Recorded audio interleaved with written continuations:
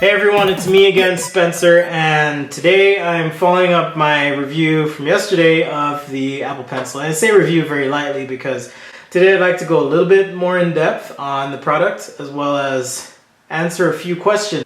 And I have with me my three tablets. I've got a Surface Pro 3. Here it is, Surface Pro 3. I've got the iPad Pro right here.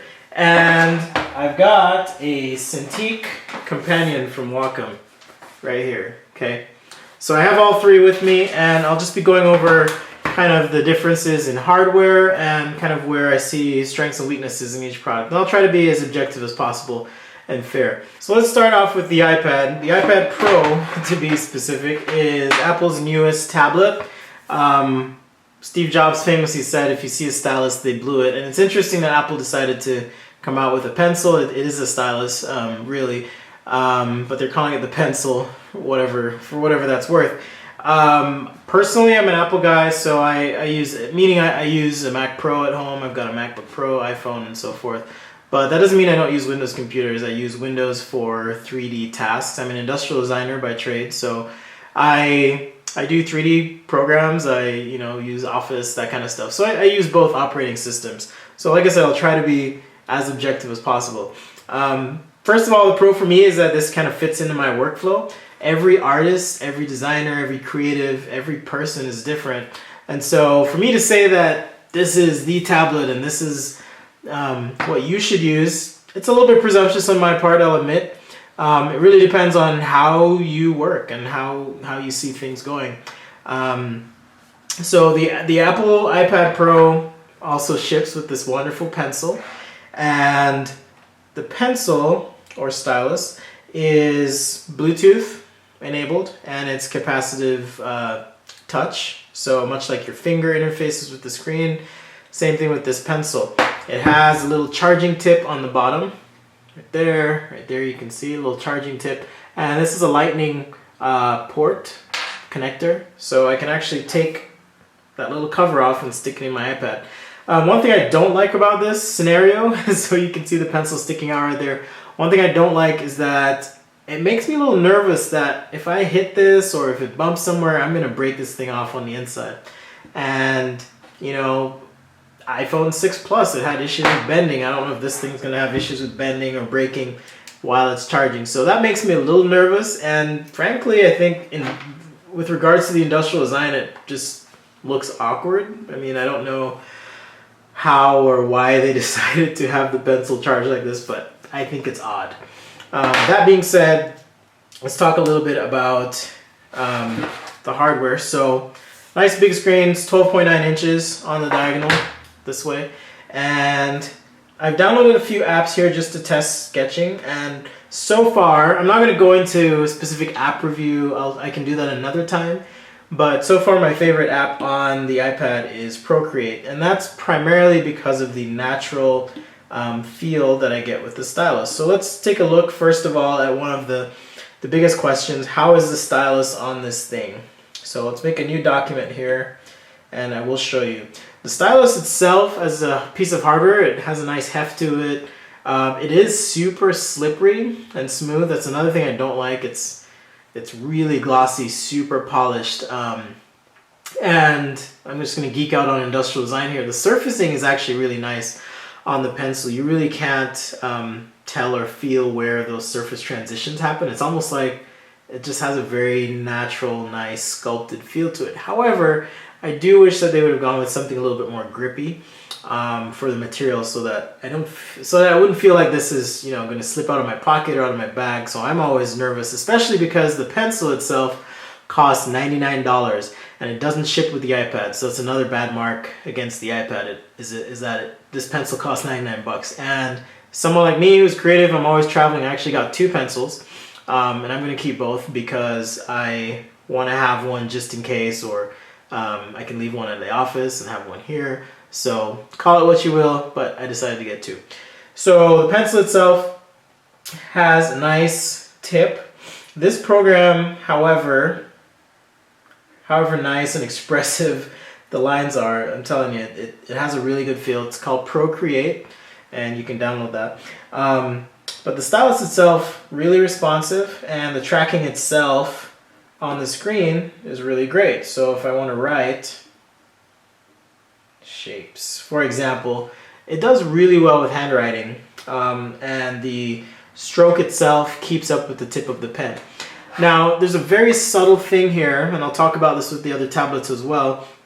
There's no parallax effect between the tip of the stylus and the screen, and the reason for that is the way Apple manufactures the screens. You've got a layer of glass, and you've got the screen that's actually glued right to that glass, and that is why when I draw on the screen, it doesn't appear that the tip is lagging too much, and there's no discernible gap between the tip of the pencil and what I'm seeing on screen. So that's a plus right there.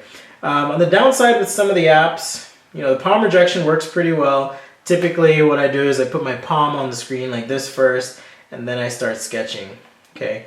The nice thing with this stylus is it does give you the option for tilt. So this stylus, if the tool in the app is coded in the right way, will allow me to get a broader stroke or a more narrow stroke if I'm sketching on the tip of the tool. So really nice if you like sketching with pencil or charcoal, things like that. There's a bunch of brushes here in Procreate, for example, where I can pick something like this chalk and kind of have a similar effect, right? And if I pick a color, right, the color, it blends with the black, for example. So just a really nice natural feel. And the thing I do like about this is the pencil, the way it's designed. If you look at the tip, you've got this nice broad active area. So really when you are shading on its side, it's almost like shading with the lead tip of a pencil, okay? And you get that sensation. So there's something a little bit delightful about that specific experience. The iPad is pretty light. It runs on an ARM processor, meaning it's not Intel. It doesn't require a fan for cooling. So in my use of this, I was using it for a couple hours straight today, and it didn't get too hot. Like I didn't feel like it was gonna burn me. And to me, that's worth a lot. One of the big drawbacks, well, two actually, is this stylus, this pencil. If I flip it over, it doesn't erase. Okay, I do wish, and I think this was perhaps an oversight, that the pencil doesn't erase. And if you look on the internet, you'll see a lot of people complaining about it because it is kind of annoying that I can't just erase what I've drawn on screen. So in this app, for example, I actually have to pick the eraser, and then I can erase what I need. Fortunately, those two buttons are close together, so it's not that big a deal. However, I do feel like it would be more intuitive to just flip the stylus over. The other thing is, you have the pencil, you've got the iPad, you buy them, there's no accessories with the thing, it just comes as a slab of iPadness. And also the pencil doesn't really stick to anything. I think there's a missed opportunity here where Apple could have built in some sort of magnetic snap or clip to allow this to attach to the side of the iPad. I mean, they have smart covers for this thing that magnetically attach to the side. I think the pencil would have been nice to have a home for the pencil so that I wasn't going to worry about losing it every single day. But that being said, I do give it high marks for its portability, for its ability to run for an extended period of time. The battery life is phenomenal. I probably only charge it, well, I've been using it heavily, so every other day maybe is, and that's because I've been using it a lot, okay? But on standby, when I didn't have the pencil and it was sitting there, it was pretty charged. And I know that's not a quantitative value to give to the charging or the life cycle of each charge. However, after picking it up for a week, I didn't feel like I really needed to recharge it. So I could pick it up and go ahead and use it. So what about some of our friends here? We've got the Microsoft Surface Pro. Now the Surface Pro is a similar tablet in the sense that it also has a capacitive touch screen that you can use with your fingers. So size-wise, it's actually a little bit smaller than the iPad. So Here's the iPad Pro with the Surface Pro on top, and you can see the Surface Pro is a little bit smaller. It is running Windows, so if you do love Windows, that could be an advantage for you if it's something that you are totally used to. But it does come with, and you don't have to buy this, it comes with a stylus, so that's a plus if you're shopping around and you want to buy a tablet without having to shell out another $100 for a stylus. That is a big plus. This stylus, however, uses disposable battery. This is a Surface Pro 3, so I'm not sure about the Surface Pro 4 because I haven't bought one. I do like drawing on the Surface Pro 3. The stylus actually keeps up pretty well as well. It's just a touch slower than the iPad Pro stylus experience, but it's not enough that an average person would notice. But for an artist or creative who's used to sketching digitally, it might be something that you do notice as you're drawing. But otherwise, the tracking is pretty good. So here's my best attempt at cursive, writing my name. There are situations where palm rejection doesn't work, and so you end up with some artifacting on the screen. Okay, those 3 spots. Same thing happens with the iPad Pro, however, so this isn't something that's uncommon for digital tablets, something that usually happens. You know, there's a little bit of confusion between the tip of the stylus and your hand, for example, where you may kind of be rocking back and forth and you get that artifacting happening. Now, the Surface Pro, as far as I can tell, and it might be due to the software, so I don't want to entirely knock this, but I don't have the same ability to tip or tilt the stylus and get another dimension of the tool. And that's one thing I love about the Pro over the Surface Pro 3, the iPad Pro rather, over the Surface Pro 3 is that it feels more natural. This to me feels more like a pen, okay? And so more like a pen and less like a drawing tool. Whereas the iPad Pro stylus feels, or pencil rather, feels more like a drawing tool, like a piece of charcoal or chalk, because I'm able to have that dimensionality. In terms of pressure tests, let's see how we kind of compare here. I'm going to clear this canvas on my iPad Pro or make a new one. And I can go pretty lightly. So this is with no pressure on the screen, you can see, and I can get a nice line and then increase my pressure to get a darker line. And some of this is dependent on the settings of the brush itself in the program. The Surface Pro, however, I've noticed that if I'm sketching really, really lightly, okay, my line tends to cut out a little bit.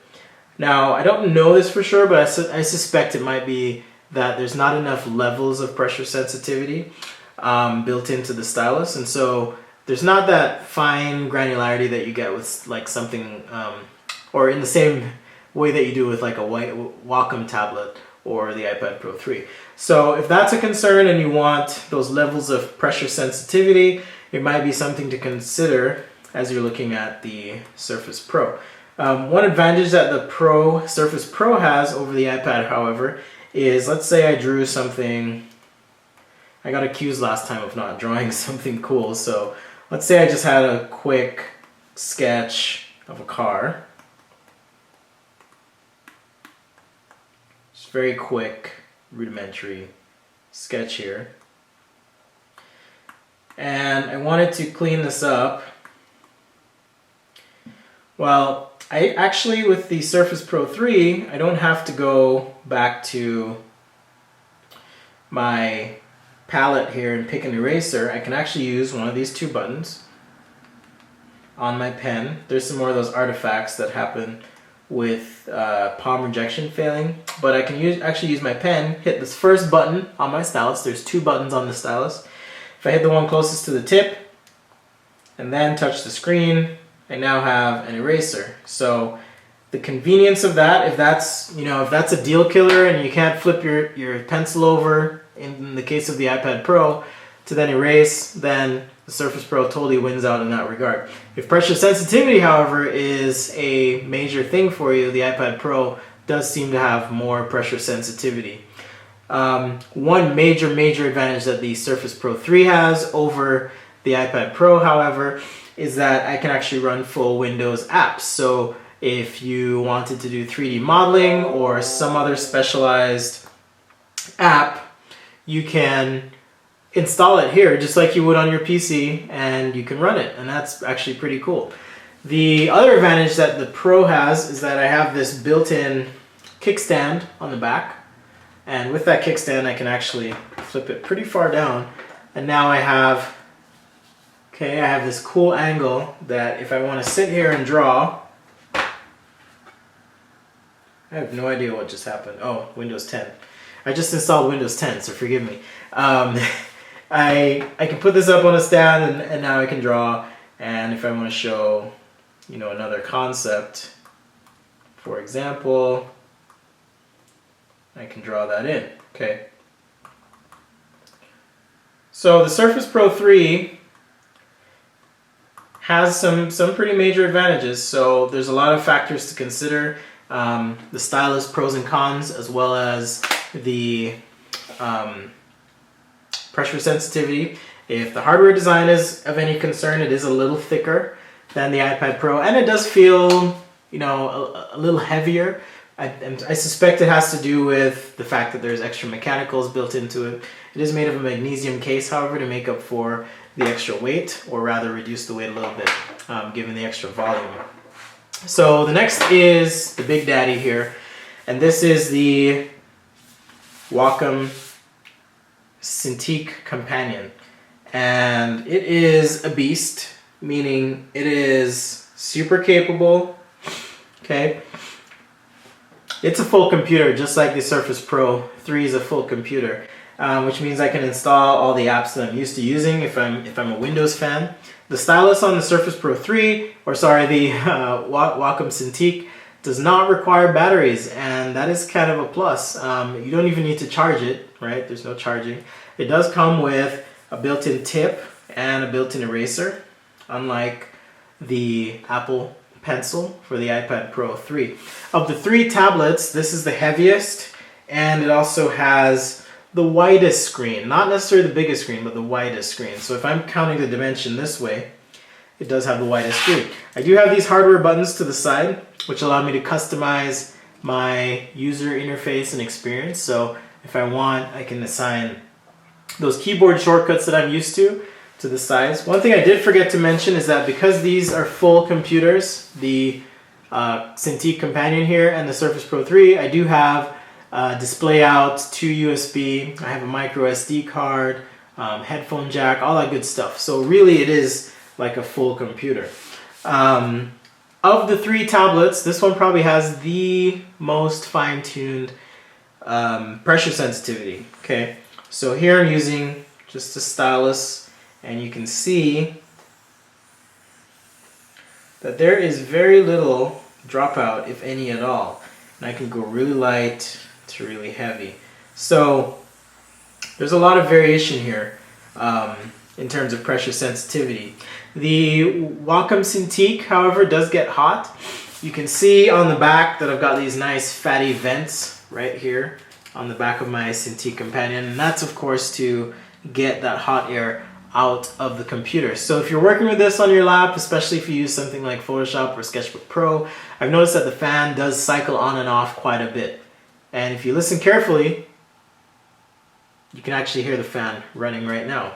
And that's without even doing much in the app. However, in terms of drawing ability and pressure sensitivity, I think the Wacom Cintiq definitely wins out in terms of pressure sensitivity.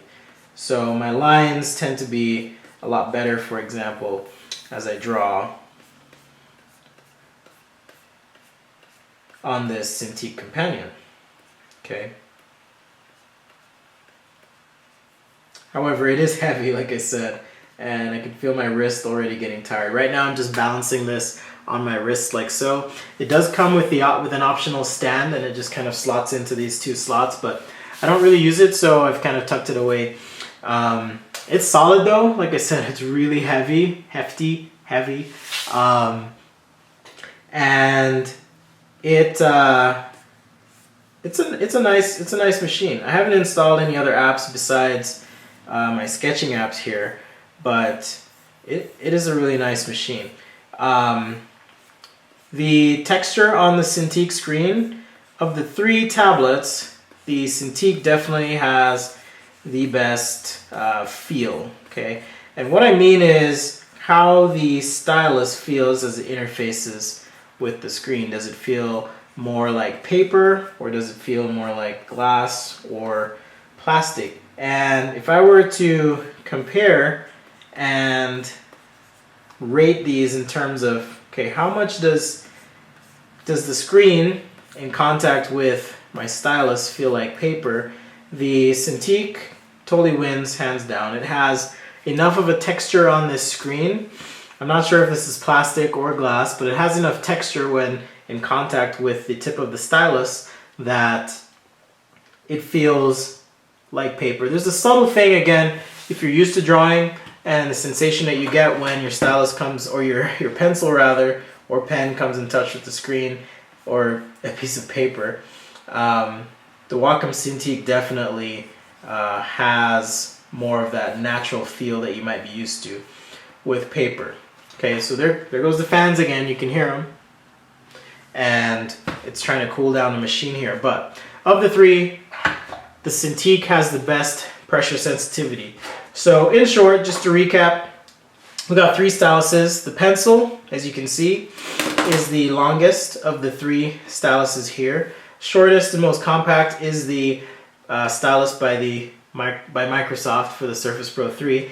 It comes with a button on the end as well as these two buttons and this clip. So if I want to put this in my pocket or on my shirt, I'd be worrying about this the least in terms of losing it, because it does have that clip, which is a nice feature that I forgot to mention. The Cintiq is the next biggest, and it has the most complicated shape. Has almost a little bit of a thinning toward the end here. It does have two buttons at the tip, so two functional buttons, and in Windows, using the Wacom software, you can actually assign functionality to these two buttons. So that's useful as well if you have a shortcut that you like to use quite often. The pencil, however, is the most stripped down of these tools. There are no buttons. There are no clips. There is the cap, however, that comes off. I do worry about losing it. It magnetically snaps back on and stays secure otherwise.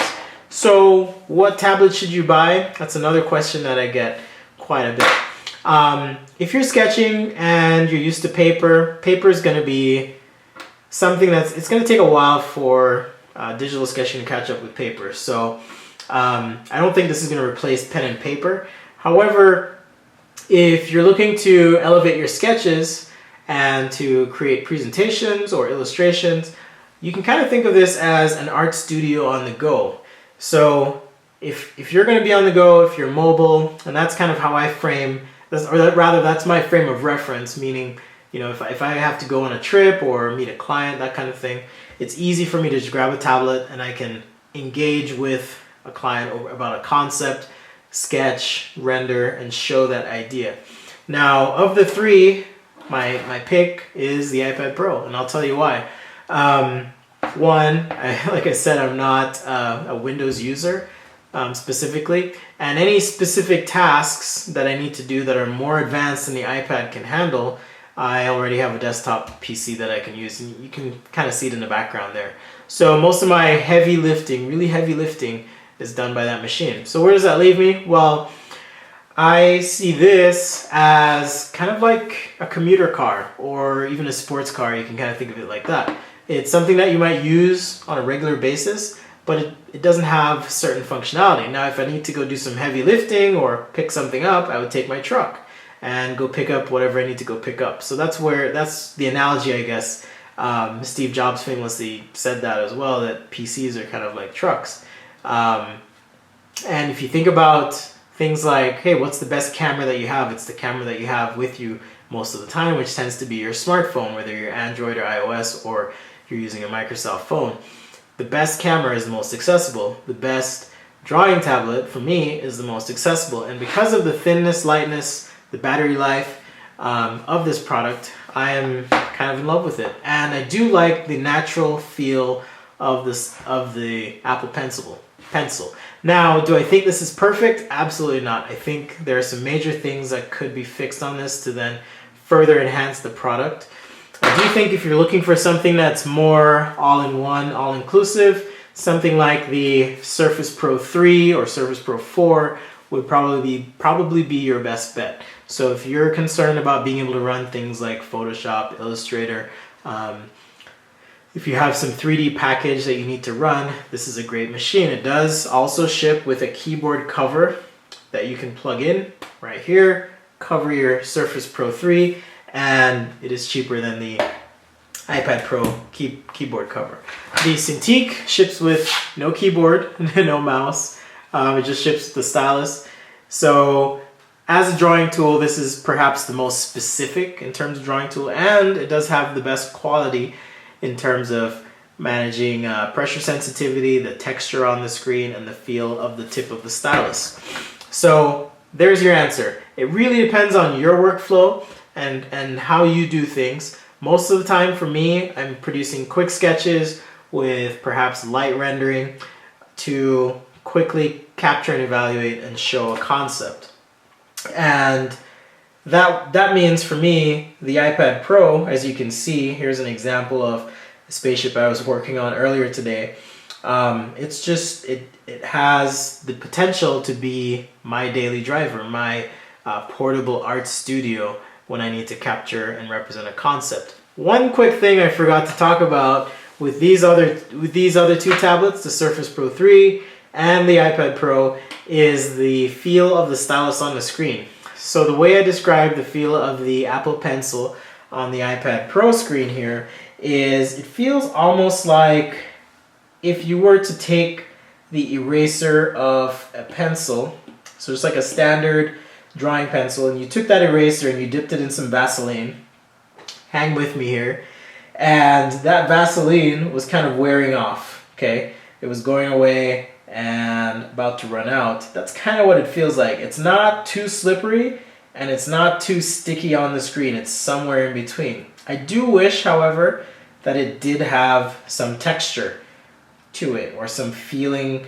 that let me know that I'm responding by drawing on the screen. That would be awesome.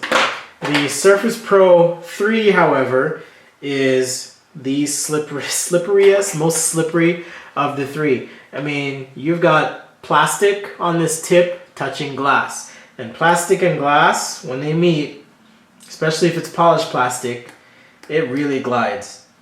So there's very little to no resistance as you're drawing on the screen with the Surface Pro. So it takes some time getting used to it. But if you do get used to it and you like it, I think you'll be happy with the Surface Pro 3, you'd be happy with the Cintiq as well, and you could be happy with the iPad Pro if that's your cup of tea. So, long answer, it really just depends on how you work and how you see digital sketching fitting into your workflow.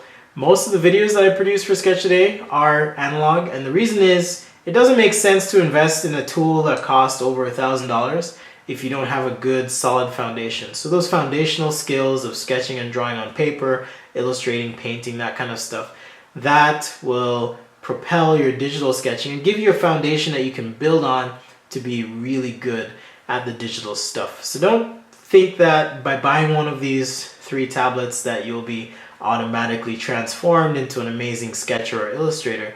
It does take having some basic skills, and not just having those skills, but being good at those skills, so that when you do go digital, you can really produce some awesome stuff. If you have any more questions about the iPad Pro, I'll be doing another take on it after a couple days of use, give you some additional thoughts. Or if you have questions about the Surface Pro 3 or the Wacom Cintiq Companion here, you can leave a comment below, or you can email me at sketchthis@sketchtoday.com. And you can also find me on Facebook at facebook.com/sketchtoday. Shoot me a message, say hey, say what's up. One of the cool things about Facebook now is I can do live streams, and I've been doing that through my Facebook channel. So if you become a fan on Facebook, you'll get a notification when I go live. And those typically are unplanned. I may just be chilling at home and I'll just start a live feed. So feel free to become a fan. And you can also find me on Instagram, where I try to post a sketch every other day or so of what I'm up to. Well, thanks for watching. Hopefully this has been informative, and we'll see you next time right here on Sketch A Day.